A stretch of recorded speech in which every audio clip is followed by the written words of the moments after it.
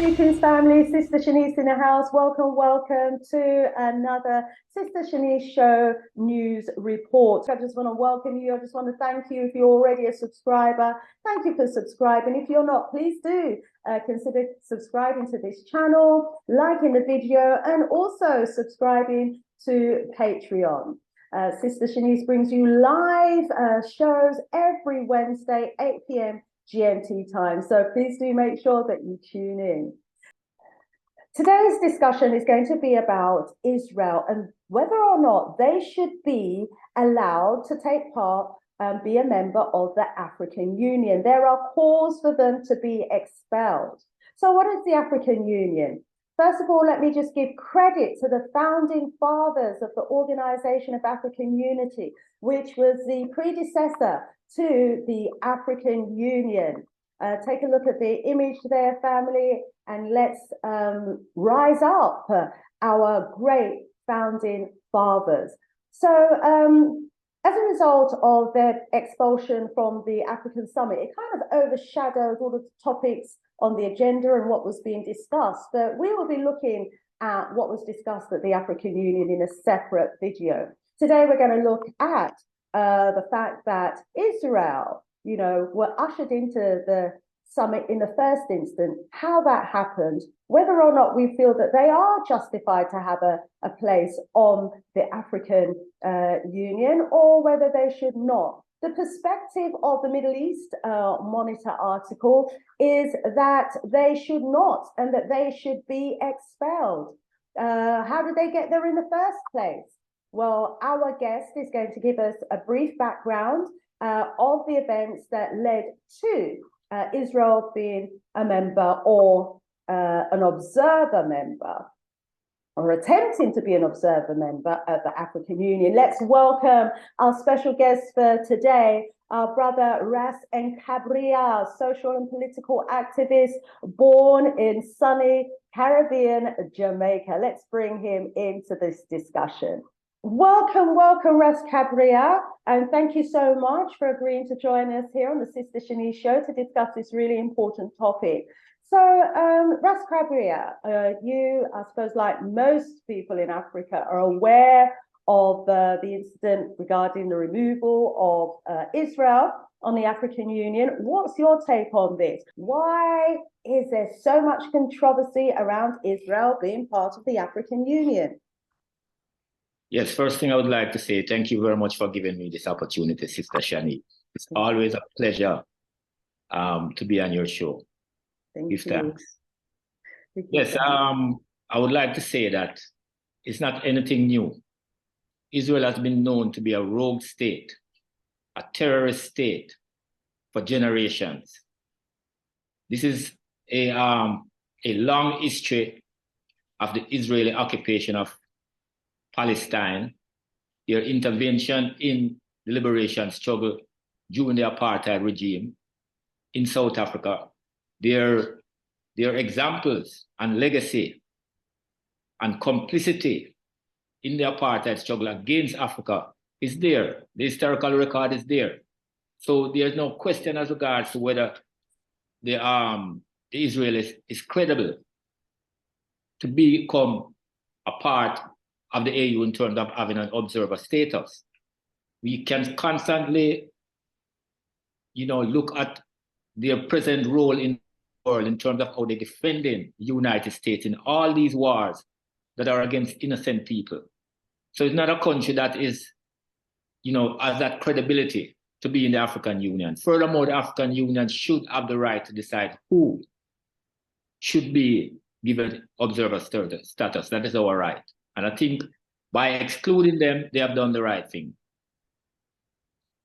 Thank you very much for that perspective on that. Some may say yes and agree with you that Israel does have an absolutely shocking record when it comes to, abuses of humanity. We look at what's happening in Palestine, for example, widely reported incidences of all sorts of atrocities happening there. But some may say, nevertheless, welcome them in, let bygones be bygones. Maybe we can influence them to change. What are your thoughts on that perspective? Well, I think that we should go by the principle by your action shall determine whether you have changed or not. And clearly, they haven't changed because just last week and the week before, we have seen so many atrocities coming out of the Palestinian, issues that Israel haven't changed. We have seen the kind of engagement that they have with the United States in confronting these other countries illegally. So clearly, they haven't changed. And I think they are actually doing that lobbying to get some inside power to advance their interests from an economic standpoint. They are getting very isolated because there are many countries now who have started a boycott against Israel, and they are trying to dilute that. They think that the African Union is a soft target because some of our leaders, they are very weak, have no political will to even be where they are as African leaders. So as a result of that, they are trying to manipulate these weak leaders to get that kind of support. We hear you on that, Ras Nkabrea. Thank you. And, there are those in the African Union who are standing firm and speaking out, and were absolutely shocked and outraged that the AU even considered making Israel a member of the African Union because of the serious violations that they and atrocities that they have been committing.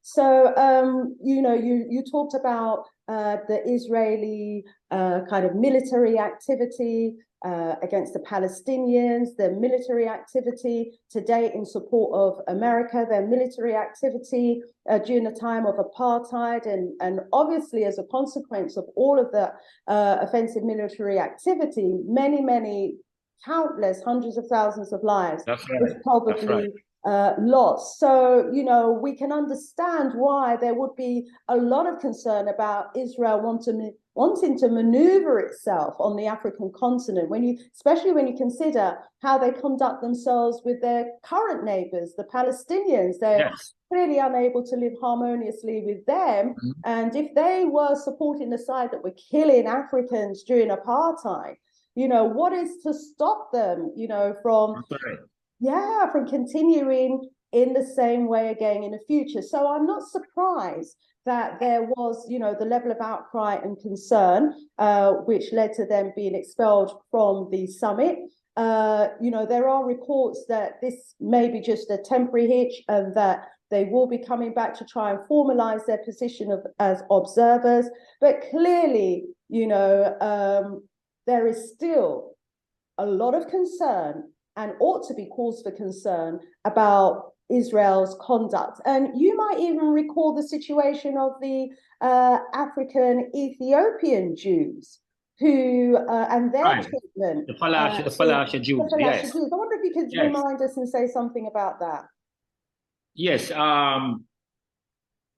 are evidence there to show that there is racism or discrimination against the Falasha Jews who originally went to Ethiopia. They were brought there by the Israelis to really validate their status as Jews. Mm-hmm. So they took the Falasha Jews to use them to validate themselves because they recognized that the world was seeing through them and recognized that they are impostor Jews. Mm-hmm. So they were brought there, but because of the fact that they are racist by the core, they have been able to marginalize, demonize these from Ethiopia, including the African Hebrew Israelites that originally migrated or moved to Israel and live in Demonia. Recently, I've seen quite a few news where those Africans from the Hebrew Israelites also complaining about how they have been marginalized in so many different ways. And the racism that has been meted out to them is just like being in the United States. So clearly, Israel is a racist state. And whenever they try to build up any relation with any Africans, it is just a way of using Africans to advance their cause. This is very concerning indeed. And I do recall coming across claims and reports that the women, the Falasha Jew women, were actually being sterilized or forced into being sterilized as well. I don't know if what the outcome of that was, and if you might be able to shed some light on that for us as well. And that clearly is a genocidal agenda, right? The evidence came out clearly that they sterilized these women, and that is part of what they are also doing with the Palestinians for generations. right? That is why the Palestinian resistance is so strong, because they recognize that Israel wants to totally get rid of them, right? So that genocidal act and the Falasha Jews, they are all evidence that is there, right? We must remember that all 67 of the AU, the United Nations resolution, Israel ignore all of them, right? With the support of the United States. So they have no concern for international law, no concern for international relations. So how the hell could we even think of giving them some kind of observer status in the AU when their track record is so bad? Mm-hmm. Yes, we hear that loud and clear. And obviously, when you consider, what the original principles were of the founding fathers when they established the Organization for African Unity, it's all about unity. It's all about, African liberation, freedom, decolonization, and the protection of Africans and African rights and human rights globally. And so clearly, as you said in the outset, Israel is behaving and conducting itself like a loose, rogue lion that's out to kill and destroy.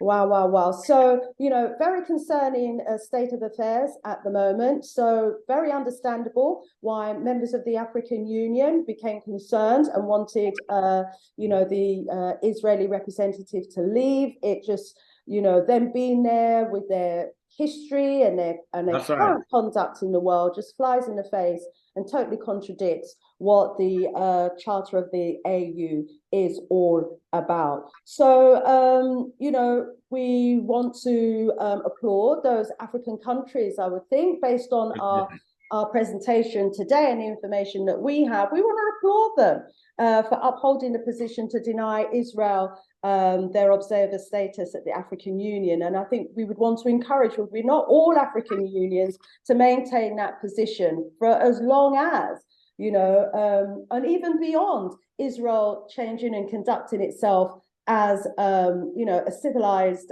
state, because we don't want countries behaving like that anywhere in the world. And we have to remember that the AU is for, first and foremost, for African countries. Well, you see, Sister Shani, this is exactly what I'm saying. And I'm very disappointed in Paul Kagame, because he's one of the main advocates of Israel getting the observer status. We have seen so many good stories about Paul Kagame, but right now his credibility is being questioned for just this one act. And we'd really like to speak to the African community, to address him where that issue is concerned. Because he's a key figure today that a lot of people is looking up to him. But when you really go in and check his track record on some other Pan-African issues, he's not really there, right? Yes, he has done a certain amount of development in Rwanda, so on and so forth, which we give him a lot of respect. But how can you be supporting Israel to get an observer status inside of the African Union? Where is your political will to ensure that the African Union maintains its integrity?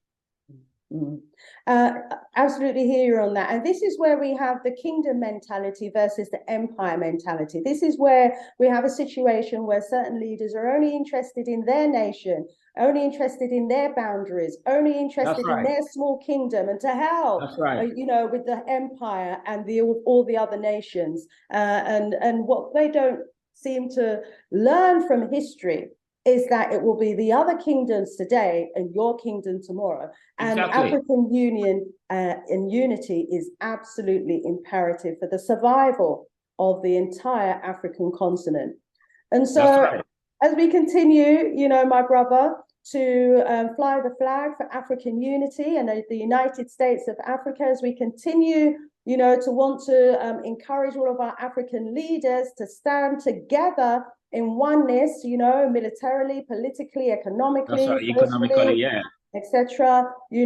This is what is needed in order for Africa to become the great empire again that it once was. This kingdom mentality where you're only interested in your own nation, your own tribe, your own clan, or anything less than an empire mindset is to the detriment of Africans globally. So let me allow you some closing remarks, my brother, before we... Yes, what I would like to say is that the general Pan-African community and especially the diasporans who are returning to Africa, should take a strong stance. The sixth region, I haven't heard a word from them concerning this issue, right? What happened to the leadership of the sixth region? Don't they see what is happening to make a strong statement? The African Diaspora Coalition in Ghana, I have not seen a political statement come out. The Diaspora and African Affairs, which is known as DAFT, which is a representative of the AU, I have not seen a statement from them. I have not seen a statement from the Rastafari community worldwide.